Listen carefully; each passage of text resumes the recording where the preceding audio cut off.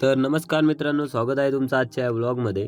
तर आज मी आलो होतो खाली विहिरीवर, कारण आमच्या विहिरीत नव्हतं पाणी आणि नदीवरून जे लिफ्टचं पाणी आलं होतं ते विहिरीच्या कडूनच गेलेलं आहे. त्यामुळे तिथून पाईपलाईन डायरेक्ट विहिरीमध्ये सोडायची होती.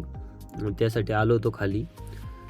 आणि हे बघा, आमच्या विहिरीत काहीच पाणी राहिलं नाही, पूर्ण खडकाच्या लेवलला खाली पाणी गेलं आहे. तर बघू, काम चालू करायचं. पहिल्यांदा सर्व साहित्य जे गाडीत आणलं होतं, पाईप वगैरे दुसरं काही असेल, पानं वगैरे, ते सगळं साहित्य आहे ना, ते सगळं गाडीतून खाली केलं आणि जागेवर ज्या ठिकाणी न्यायचं होतं तिथे नेऊन घेतलं आणि मग सुरू केलं काम.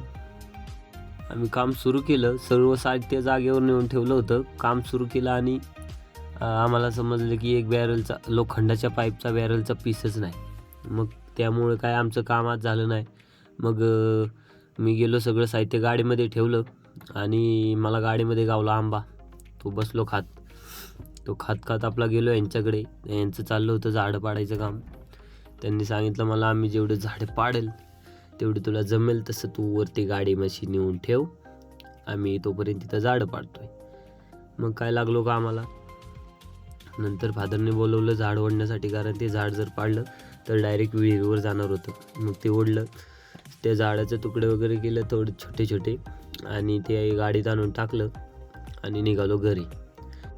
तर असा होता आजचा व्लॉग आवडला तर लाईक करा, शेअर करा आणि फॉलो करायला विसरू नका. भेटूया पुढच्या व्लॉगमध्ये. धन्यवाद.